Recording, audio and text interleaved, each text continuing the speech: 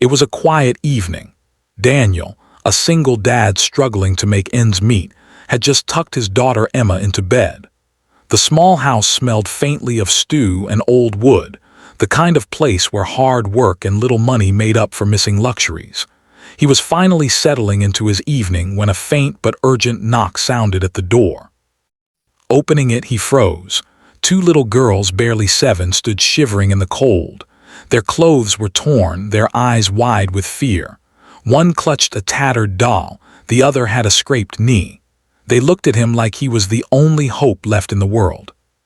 "Please, sir, they hurt our mama," the older twin said, her voice shaking.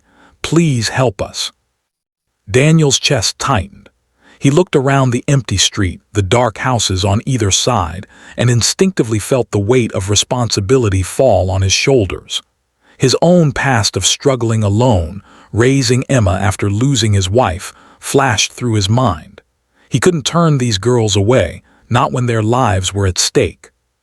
"Where is she?" he asked, keeping his voice calm, steady, trying not to alarm them further. "In the house, our stepmother, she hit her. She said we couldn't stay," the younger twin whispered, tears streaming down her face. Daniel's heart pounded. He grabbed a flashlight and motioned for them to follow him inside. "Come on, stay close to me. No one's going to hurt you anymore." As he led them through the streets, he realized the house they pointed to was just a few blocks away, a decrepit old building that looked abandoned at first glance. But the girls tugged at his hand, insisting, "Mama's in there, please." Daniel took a deep breath. He knew this was dangerous. He didn't know what awaited inside, but something in those frightened eyes told him he couldn't walk away.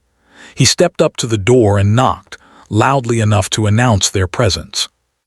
The door creaked open and a rough voice shouted, "Who's there?" "These girls are safe. Let them go," Daniel shouted. The voice hesitated. Suddenly, the door opened wider and the stepmother appeared, furious. She shoved forward, trying to block Daniel from entering. "You don't belong here," she hissed. Daniel stepped forward, placing himself between her and the twins. "They're coming with me. Nobody touches them or their mother again," he said, his voice low but firm. There was no hesitation, no doubt. The stepmother laughed cruelly. "And what are you going to do, huh?" Daniel didn't answer. He simply moved with surprising speed, lifting the younger twin gently into his arms and grabbing the older twin's hand. In a matter of moments, they were out the door, leaving the woman cursing behind them. The twins clung to him as they ran. Thank you," they whispered repeatedly. They reached Daniel's home and he quickly set up a safe room, offering blankets, water, and food. Emma, his daughter, peeked from her bedroom and immediately ran to them. "You're safe now," she said gently, wrapping her small arms around one of the twins.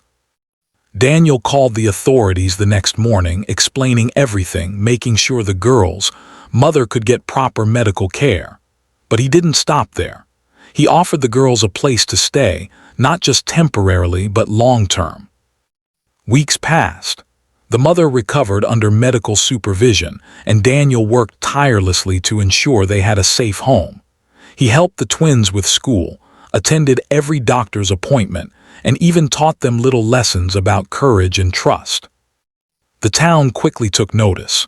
People whispered about the poor single dad who had risked everything to protect 3 vulnerable lives. But Daniel didn't care. He wasn't a hero. He was a father. And for these girls he became exactly that, the protector, the guide, the one who would never let harm come to them again. Months later, the mother sat with Daniel and Emma, tears in her eyes. "I don't know how to thank you," she whispered. Daniel smiled softly.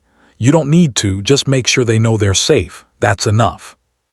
The twins hugged him tightly, their tiny arms wrapped around his waist. "We love you, Papa," they said almost in unison.